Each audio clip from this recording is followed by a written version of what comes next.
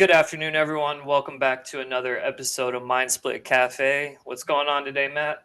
Life is good. Life is good. I'm not in my studio, so this is why it looks kind of awkward. I'm doing the best I can, but life is beautiful, and we've got a great guest this week. I can't wait to get into talking to Daylen. Yeah. So we have Daylen, who now currently lives in the Rio Grande Valley. So he is actually a local for this podcast. Daylen, you want to introduce yourself and kind of give us an idea of what we're going to be talking about today? Yeah, awesome. Thanks again, Chris, for you guys inviting me. I'm out here in Weslaco. Weslaco? Yeah, you go, Weslaco, way down in the valley, RGV. Like I said, retired out of the military, and glad to be here. You guys kind of chit chat and see what we can talk about. So what branch of the military were you in? Just let's kind of curiosity. Yeah, I joined the Army and then went down to join the infantry because I didn't know any better. So you were originally off air. You said you were from Hawaii. So Hawaii to Weslaco is, obviously you traveled the world, right, with being in the infantry, but how did you get into the Rio Grande Valley? Were you familiar with the area in the beginning? Like, how did that kind of, what's her name? Like that sort of. What's her name? Honestly, on the way when I was about to retire, me and my wife knew we were gonna retire in Texas, and I've been at Killeen, I've been to El Paso, I've been most places in Texas. We came down to San Antonio, and then when we came down to San Antonio, it just felt like a hot Seattle. So if anybody is from Seattle, if you don't go to Seattle, just like spray yourself with water, and it's literally almost the same thing. Just one's hot and one's rainy. So yeah, we didn't really care for it much. Trying to get out of the big city life. We came down here from a joke. Someone was like, "Yeah, why did you go down to the valley?" And I was like, "I have no idea where that is." And they were like, "Yeah, just go down there, check it out." Just keep going south, right? As far south as possible. Yeah, when you reach the end, you'll know where you're at. And then 281 south. Yeah, exactly. Yeah. So came down here, and besides the food and everything, I was like, man, I could do this. And South Padre Island's like right down the street. So you say, you say besides the food, you're not a fan of the food down in the valley? No, I said besides the food, there's like no real. Yeah. Oh, they got me at the food, and I was like, well, no matter what else happens, like as long as I could eat good. I'm good. This is the food. I got the island. I got the food. That's all that matters. Right? Yeah. So, coming from Hawaii, do you find Spam down in the valley? Like, is that? Yeah. I'll go. I was about to say, I just went to go buy a bunch right now. So I gotta ask, what do you do with the Spam? Because I have family members that are still in the valley, and they fry it up. They do it in all kinds of things. What do you do with it? Yeah, man, it's easy, man. Spam and eggs, or you could do like a little spam, like musubi wraps. You just wrap it in some seaweed and stuff. So it's nice. Yeah. So I guess when you mentioned that you retired, right? So you and your wife, you had told your wife you're looking for more of a kind of laid back. You didn't want the big city. You wanted more of a laid back type feel to it.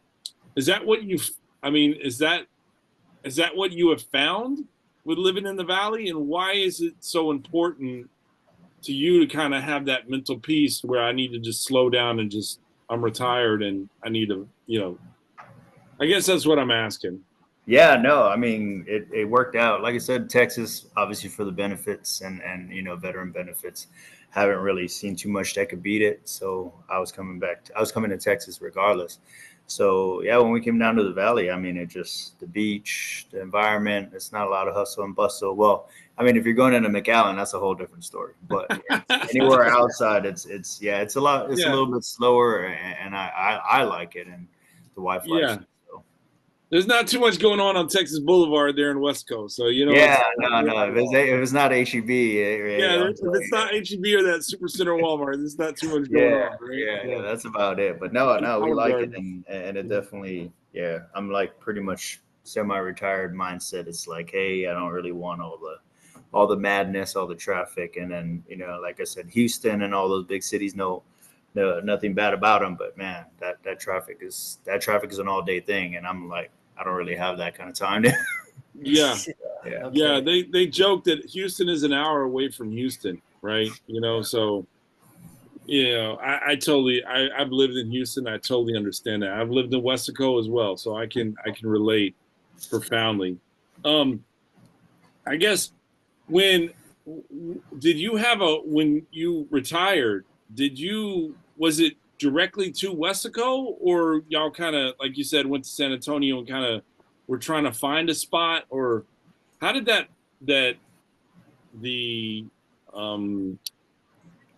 transition from being in the infantry to now retired fully, like how did that, are you dealing with it okay? I guess that's what I'm asking. Yeah, no, I mean, I knew it was coming, and everybody tries their best to get ready for that kind of transition.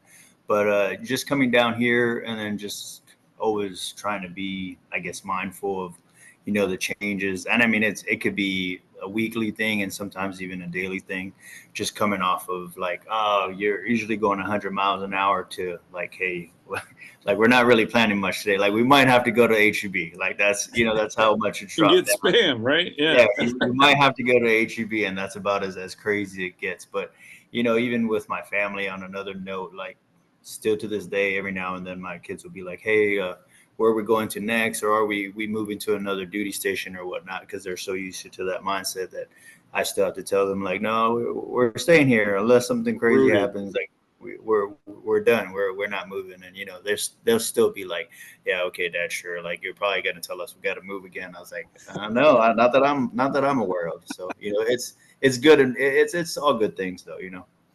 So my brother was in the military, and he's got two little kids. Well, they were little kids back then. Now they're grown up and in college, and one's out of college. But I know that one of the biggest struggles mentally and emotionally for my brother when he was in the military was the moving around to different duty stations, having to pack up and move every 3 years, sometimes even quicker than that. How did you and your family kind of combat that and bring it to where it wasn't an anxiety issue, or how did you cope with it?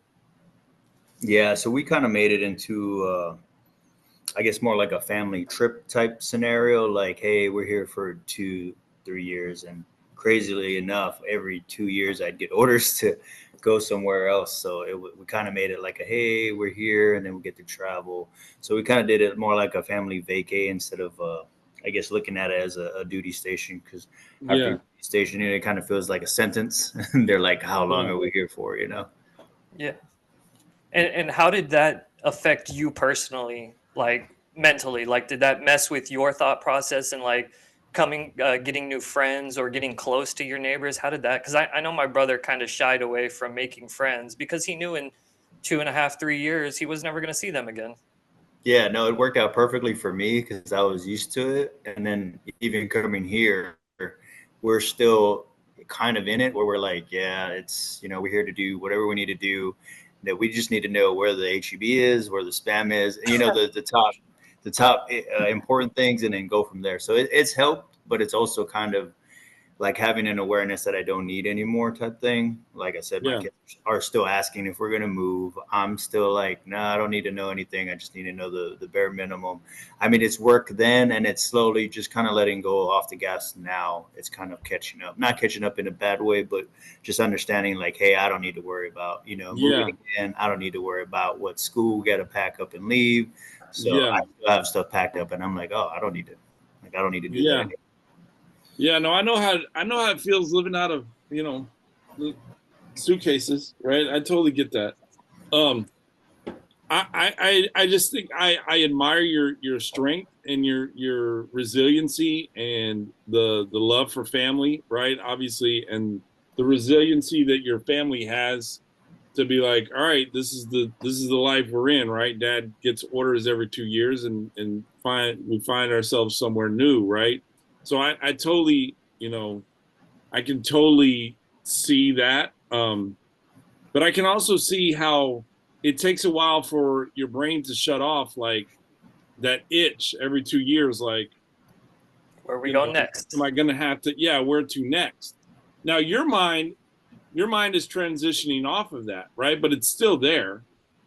But your kids are obviously, I don't know how old they are, but I'm assuming they're in grade school.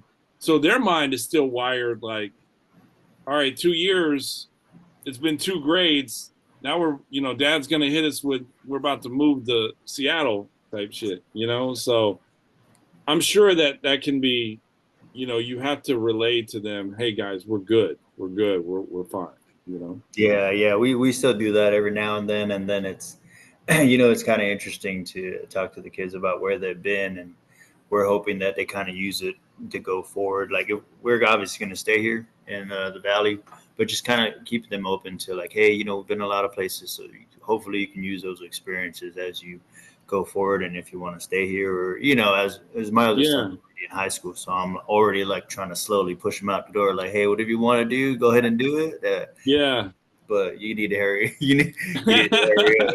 The way my checking account works, I need you. Let me ask you, how big of a role does community play? Because I'm familiar with the Valley, and so is Chris, right? I lived down there for 10 plus years, and I'm familiar with it. Love the people, still have connections down there. How big of a role do you think that played in you saying, hey, this is where we want to settle down? Because you guys came to Weslaco and y'all didn't know a soul, I'm assuming. Y'all just said this is the way of life and it's simpler. Like, how big of a role did the community play in a part to kind of say, okay, we feel settled now? Yeah, I mean, I reached out to a few folks on LinkedIn and a few folks that I knew personally from the military, which were like a handful. And like I said, it just kind of, again, the military, they'll send you wherever and you just got to figure it out. So like I said, it helped us because we're like, okay, we know like physically met, and this is during COVID, right? So we knew and met like maybe 2 people or 3 people. And I was like, all right, like that it is what it is. And we'll just go from there. I mean, we grew, we know some folks now, and we try to, help out wherever we can or try to get more involved in the community. But I mean, we're so used to just being sent wherever that it's like, yeah, okay, you don't know anybody. Well, you still got to go to work tomorrow, at whatever time. You still got to make it work. So it's helped us a lot. And I don't think my kids are so used to it that they're like, yeah, okay, like we don't know anyone. Okay, Dad, well, what is our new school's name and all that, so. Well, I have a question. Growing up in Hawaii, were you like that? I mean, were you grew up, and I'm assuming until 18, and then you went to the military, right? To the Army. Yeah, I got a good and bad experience. So I actually grew up in foster home. So yeah, there's my my transitioning and adapting is pretty profound way back. I just being in different environments and kind of growing from whatever you got I guess you can say good and bad. So I just took that. Yeah. That's so, I had no idea. My question was when you hit the 18-year-old, I mean, when you went to the Army, is that when you had to learn, hey, I got to deal with it being in the position that I'm in, the Army sent me, I got to make the best of it. But obviously that's not the case, because growing up in foster care, you were moving around, and I guess that anxiety is there from as a little kid, not knowing where you're going to be, so. Yeah, but I say the military definitely put more like of I guess a positive and a purpose behind it. Like, hey, you're going here for whatever, it's because of your job. Where in the foster care system, it's like a weird lottery, shuffle around. Like, hey, like, this is where you're going type stuff. So I think I take the both good and bad. So I guess you could say I don't. It's like I don't have nothing against it, but it definitely taught me at a younger age, like it could always be worse. Yeah. I love that outlook. It could always be worse, right? The glass half full. Yeah, you gotta have it. And then like I said, joining the military was just it was definitely the best thing I did, because I was like, all right, well, like, and you guys are paying me, like, no offense to the foster care system, they're like, yeah, all right, dude, you're 18, you gotta get the heck out of here. Where the Army, like, hey man, if you could do this, like, we'll pay you. You send you wherever you just got to do whatever it comes. You just got to do what we tell you. Yeah. Huh. That's so fascinating. It's so fascinating. I'm so glad that you're part of the community now in the Valley, and I'm sure that you guys are gonna absolutely just thrive down there with that community. Yeah, I was talking to Chris, and Chris was like, "Where are you from? Or like, where are you at right now?" And I was like, I'm in the RGB. He was like, "No way." I was like, "Yes way." Like, it was serendipitous. Yeah. So Chris grew up in Mission area in Sherryland, kind of west of you guys. And I grew up in Austin, but I went to school at Pan Am, UTRGV, and then lived in Wesco for a number of years. And so definitely familiar with the Valley. Yeah. Yeah. I might have to go get some botanas here later. Oh, yes. Man. So funny story about botanas. In the Valley, botanas are what we know botanas to be. But anywhere else, botanas mean just like snacks. They don't exist. Yeah, it's not the same. Yeah. You know what else doesn't exist? You know what else doesn't exist anywhere else but the Valley is the little lonches, the tacos, the breaded tacos. Yeah. And I don't know if you've ever been, but there's a place in Westco called Nana's. Yeah, right up here. They serve them. Yeah, they serve them. They serve the lonches tacos there, and we might have to do an hour episode on food. Yeah. So where is like when you guys go out to eat? Where is one of your favorite places that feels like it feels like home? It feels natural. It feels comfortable that you could just kind of your kids enjoy going where they're not going to ask you, "Dad, are we moving?" Because I don't want to leave this restaurant. You know what I'm saying? Like where's a couple of those places that feel like that home? I'll be honest, man, because my kids pretty much grew up traveling most of the time. Their go-to, and this is theirs, not mine. They're like legit traveling kids. Their top two, I would say top three would be Texas Roadhouse, because bread's amazing. Texas Roadhouse, McDonald's, because we lived through drive-thrus for like weeks on end. And it tastes the same everywhere. Yeah. And you can't really, I mean, knock on wood, right? But you can't really mess up the chicken nuggets. And then like our third would probably be like Olive Garden. But my kids are like the easiest, weirdest. Like we'll go to the best steakhouse, or like we'll go downtown or Moriscos or whatever, and we're like, what do you want to eat? I could eat, so I'm like, I could eat whatever. And they're like, some chicken nuggets and fries, and I'm like, dude, we're at a freaking steakhouse right now. I was like, you say what you want, I'm going to ask one more time, and I'm not taking it back. So I'll go get me a big old, 20-ounce whatever steak and some shrimp, because I'm trying to, treat myself. And you're over here like, you just want chicken nuggets and fries? All right. Chicken nuggets and fries. Yeah. That works. So funny. Yeah, that's so funny. Right. But to them, it's comforting, because it's what they've identified with for however many places that y'all lived, in whatever cities or states, that it all tastes the same. So they're looking for that nostalgic, that comfort, so that's good that they have those, Yeah. And it also, I mean, like I said, I mean, at the end of the day, my wallet's happy. You're like, okay, so you want a $10 chicken nugget and fries? I'll order like a $50 steak. It's fine. Next time you need to up order yours, since you saved money on the kiddos meal. Just get yourself a bigger steak. Yeah, I might have to extra size or something. Yeah. So I have a question, kind of jumping back into the military side.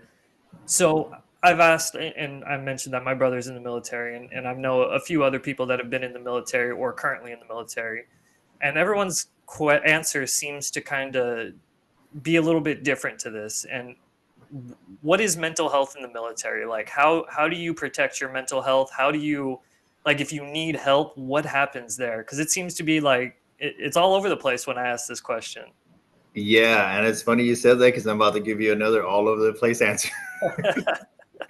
I love it. Weird. Yeah, it's weird. So like, I never say this much, but so I'm an infantry guy, and like our whole purpose in life in the military is just like shoot stuff, blow stuff up, or just what you see in movies, if per se, right? Macho man.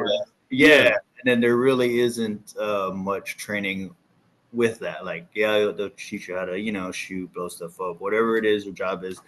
And then there really isn't much of mental health. And what I've learned, especially towards the end of my career, it's more of a reactive, a reactive thing. Like, oh, so you're having problems, and then they'll push that. Then where I was like, man, I wish I kind of would have known about this kind of before. So I think I'm doing a better job now. As when I was leaving, it was more of a thing. But like I said, during my career, most of the time it was like you've already hit the bottom or hit a red flag. That's like, oh, okay, you probably need some help. So I think best way I can answer that is kind of self-awareness. But at the same time, it's hard if you're kind of not trained, because we're trying to do everything. So it's just like, well, why wouldn't you train me at the same time to do, to kind of to do this, to work on tools, or to have tools in my tool belt to combat what I'm experiencing years of being in the military. Like, why didn't you teach me that when you were teaching me how to shoot, So at the same time, you know? But I think they're doing a better job now from what I've seen when I was getting out. But yeah, for big on mental health, it's definitely grew a lot. That's for sure. Yeah. I mean, when becoming more acceptable. So I have so speaking of the acceptance, right? So I played basketball, and it wasn't until years ago that Kevin Love and DeMar DeRozan came out with their articles about anxiety and stress and having these, these attacks, so to speak, right? And even though it sound like, well, you're athletes, you get paid millions of dollars, like, what are you stressed about, right? I guess, and now it's not that stigma of, hey, if you need to have a mental break or a mental wellness day or whatever, the stigma with athletes isn't there anymore. The question I have that I pose for you is, obviously you said that they didn't really give you the tools in the beginning to do, it's more of a reactive type thing. Given now that they're doing a better job, do you think that stigma has gone away from the soldiers saying, hey, something's wrong with me, I need to talk to somebody? Or do you feel that stigma is still there in the military to this day? Good question. Yeah, it's a good question. I believe it is, but at the end of the day, it comes down to just, your leadership. Unfortunately, whoever's kind of in charge of your area and realm. But, again, from what I've seen from then till now, it's obviously trickling down. So I think the stigma is always going to be there, because it just takes one person to kind of have that, even the simple opinion or just a little bit of shade, like, oh man, that dude, yeah, he's just faking it, or that dude doesn't have what. And then and it backfires too, because a lot, especially for combat like jobs like mine, it's kind of like how we kind of get off of stuff, or we kind of push more like, hey, well, we're not no whatever, like we're not a bitch or whatever. I don't know if I can say that. Like we're not that. So it kind of So is there like and I'll use a kind of a comparison. So like when you're getting health insurance or even life insurance, one of the questions they always ask is, are you a smoker? So if you say yes, you're labeled a smoker, your premium instantly shoots up. So in the military, if you come out and say you have some sort of mental health issue or you need counseling, or you feel like you need help, right? Yeah. Are you then labeled? To a certain extent, yes and no. So it just, the whole medical side of the house gets a little shaky. And I learned that as I was getting out. Well, I learned about it. I didn't learn it. I just was like, it's really like wishy-washy, if you will. But it definitely, once you come up and then you have certain issues you need to address, you'll come up on there. But again, it's also for, safety or if anything happens. But you definitely come up on, that realm. Yeah. That's so, I mean, given what you guys, and I can only imagine, right? Like I'm not in the military, and I'm definitely not in the infantry, and I'm too tall to be running around, and I'd stick out, I'd get my head shot off. Right. So, but I totally have the utmost respect for you guys. And I can't imagine what what you're taught to survive for your career, because you chose this to be your career, but then the anxiety and the stress that someone might feel after they've transitioned out, because those techniques and those memories and those nightmares or those memory, whatever it is, they don't just stop the day you retire, right? Like they continue on. So, I'm profoundly just, amazed of what you guys do and what you've done to transition, into everyday life, civilian life, right? And so I wish you all the best. Yeah, just staying busy though. I think that's the biggest thing for a lot of veterans. Well, at least veterans I know or have been around, just kind of staying busy and staying active and whatever that is. You don't have to like run 100 miles. No offense to some people. I'm not doing all that, but just whatever keeps you, keeps your cup full or at least keeps you busy. But that's what I've been doing, just kind of trying to help out community, or I'll try to chime in on veteran events here in the Valley or Sweet. Wherever I can. Keep eating your steak and shrimp, my man. Keep feeding your kids McDonald's, and you get the I'll steak and shrimp. You guys don't want none of this. The steak and shrimp is horrible, man. You guys stick to the. I'll keep it for you. Yeah, I'll take one for the team, guys. Don't worry about it. I love it, man. No one is calling CPS on you. They wanted McDonald's. You're getting the steak and shrimp. You offered it. That's it. Yeah, exactly. One day they come there like, we got this report, sir, that you've been neglecting your children. Feeding them. A kid said he wanted a tip. Right. Yeah. Oh man, Daylen, I appreciate you chiming in and joining the show this week, and it's been an amazing experience. And I wish you all the blessings and all the success that you're deserving of. So thank you for joining the show this week. Yeah, man. Thank you guys, man. I appreciate it. And like I said, small world. You guys are like, where you at? I was like, I'm at the Valley. You're like, oh, okay. Well, there you go. I just feel like it was a sign. Yeah. Yeah, it is. We're gonna have to get you some of our magazine that's being printed now. It'll be in the Valley, I'd say, in about a week. So we're gonna have to get you a few magazines to check out and take around. Yep. Awesome. Yeah, man, I'll push it out. You just let me know. But again, thank you guys, man. And if I can help any way or push out anything, let me know. I appreciate it. Till next week, guys. Take care. See you next week.